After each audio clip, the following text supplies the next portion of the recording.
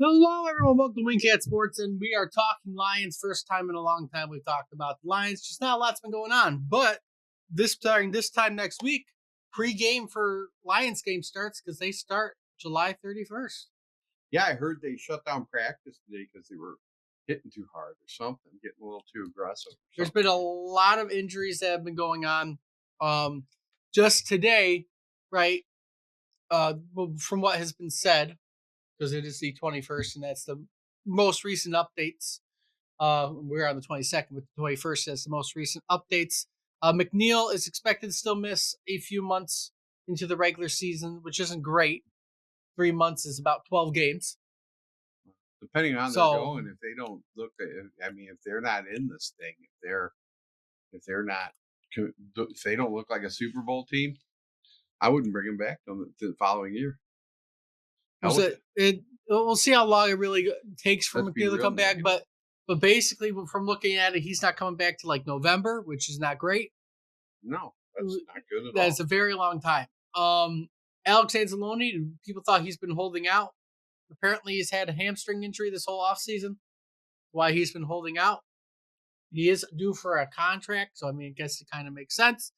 And then I saw someone say, it's just an excuse for holding out. He has an injury. He's not holding out. He has an injury. Yeah. They're saying that so he doesn't look as bad. But is he signed? He's signed, though, right? He is signed. Yeah. He's just due for an extension. Yeah. Which he probably won't get with us. I think people need to realize that he's not going to probably stay on this team because you're going to move on. You have like 3-4 linebackers that you are looking at to be starting on the team. Sure, not as good as him, but you're probably going to move on to save money because you'd rather put your money somewhere else. As much as people are going to hate to hear that. Vaki left practice today with a leg injury, or yesterday with a leg injury. So, minor player, still getting hurt. Rackstraw also had a chest injury and is expected to miss day-to-day. I believe Vaki's day-to-day, Rackstraw's day-to-day. Biggest news to come out of this current week is Anzuarke will miss the whole entire year after undergoing surgery for his torn ACL. Yeah. More D-line injuries. If we don't sign Zadarius Smith sometime soon, I don't know what we're doing with how our line is going to look. Wingo it was placed on the active - physically unable to perform list. I think he's not going to be back until probably early on in the season from what I just read. Rodriguez, same thing. He's not expected until early on in the season from his injury. I think it was ACL as well last year. That was in the playoffs. Dorsey, if you remember, he broke his leg last year. Right. Same injury. Apparently, he's on the fastest track from what I just read that he might be ready for the start of the season, which would be amazing for when he injured it. Right. Compared to like Hutchins, so maybe it wasn't as bad of a break as Hutchins was. Decker was also placed on the physically unable to perform list. I don't know if that's just be able to give him some rest going into the year. Because it says it's an undisclosed injury. Pascal expected to not be active till the beginning of the year. He also has an undisclosed injury, according to ESPN. Right. Well, I wouldn't play any of these guys in the preseason or anything else. They just, But basically, the only news we got is of nothing but injuries. And your concern is like right now we already have we have 3 guys on our defensive line that are already hurt, which is a bad way to start the season. Or really 4 guys, including McNeil, but from who was going to start the season. You got 3 guys, which is not good. Again, Zadarius Smith, I don't know where the track record for him to be on the team is. I would think that. Yeah, I get too upset if I get too involved in this stuff in the middle of summer. The Wings piss me off. The Lions piss me off until the Tigers make. And the Tigers are making us angry with how they're playing right now. I'm not angry with them. Whatever. If it happens, it happens. They could really blow this whole thing. But I don't. They play in a bad division. That's the only thing that's saving them. So we'll see what ends up happening.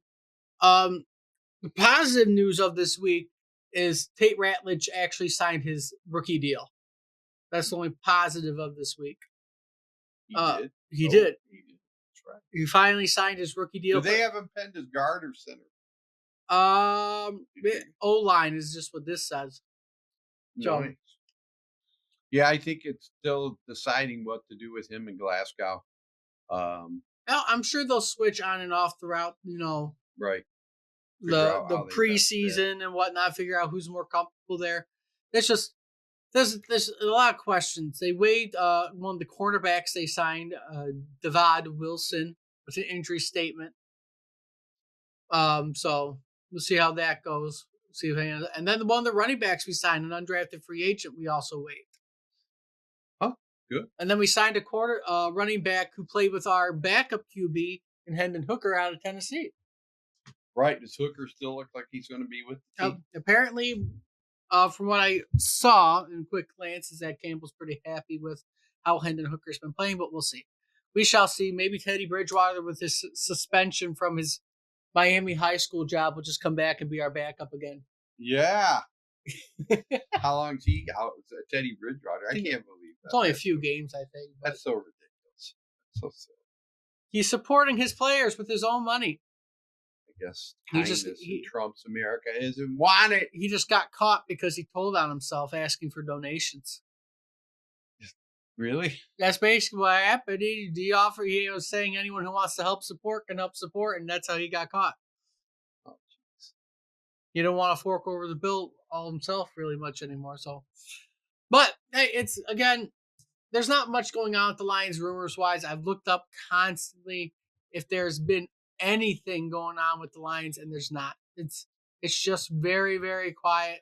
There's no random news stories, no random rumors I'm seeing as I click through stuff that is going to pop up besides, stuff we already have talked about. There's nothing big. But let's see what happens. Apparently right here, the Free Press apparently said today that Alex Anzalone is frustrated about his contract. Again, I think he needs to realize himself that he's not going to go and get any extension probably here. Right. Well, again, you're putting your money somewhere else. Yes, he's a great linebacker, and he has helped captain the defense for these past few years. But right, I mean, he's getting older. And how much longer is he going to be somebody you want to pay any real money to? Well, that's what I said. When you look at it, so if you look at our depth chart for linebackers, because we can check that, because why not? Right, Jack Campbell is going to be starting. Malcolm Rodriguez, he had kind of fell off a little bit from his rookie year, but I mean, he's serviceable. He's good enough. Derek Barnes, questionable right now for an injury. Right. But, Derek Barnes and Jack Campbell are going to be your main two. Malcolm Rodriguez, again, 2 years ago was an amazing linebacker, and then something happened last year. And then from there, you might draft somebody in the next 2 years who's going to be your next great linebacker. They still have Marcus Davenport penned in as our starter. I can't believe right that. End, right he defensive end. Make it out of the preseason. Right defensive end is where they put our starting defense, if it was all healthy, as Aiden Hutchinson on the left end, McNeil in the middle, McNeil and Reeder in the middle, Marcus Davenport on the right end, Anzalone, Jack Campbell, Derek Barnes as your linebackers, Terrion Arnold as your left cornerback, your strong safety being Brian Branch, full safety Kirby Joseph, right cornerback is DJ Reed, and your nose back is Amik Robinson. Now on paper, that doesn't look like a bad. Those guys aren't anything like that. It doesn't look like a terrible defense, but your problem is you got three people. Well, one person's out in McNeil. His backup that they put on here is questionable. So the next guy up is Tyleik Williams if he moves from right to left, or else you're going with nobodies. Oh, Williams is going to play. There is no doubt in my mind. You might as well pen him in there. He's going to play. Will Al-Quadin Muhammad Wingo is hurt. Will Muhammad pass Marcus Davenport on the line? We shall see. Will Hassenen, the guy who we drafted in the 6th round, come out of nowhere this year? We'll see what ends up happening. Broderick Martin, is he going to show up at some point this year and prove that he was worth trading up for? Probably not, but we shall see what happens. He might prove himself. He might not. Outside, again, you're looking at your depth chart. If you got massive injuries, there is some concern to happen. And that's the problem. Defensively, I don't know what's happening. When you go to your offensive line, they have Graham Glasgow as our starting center, and the Michael Neese as our backup center, which I'm sure Ratledge will get moved over there. Taylor Decker on the left as a left tackle, left guard Mahogany, right guard Ratledge, and right tackle Sewell. All right. Which is not a terrible line, really. Well, we gotta see. I don't know. And I'm sure Glasgow and Ratledge can switch out. You got Goff with Gibbs and Montgomery as your running backs. You got St. Brown, Khalif Raymond, Jameson Williams, Isaac Tesla, Tim Patrick as your main wide receivers. Laporta, Brock Wright as your top two tight ends. You have a fullback on your roster this year in Zach Horton. So we'll see what ends up happening.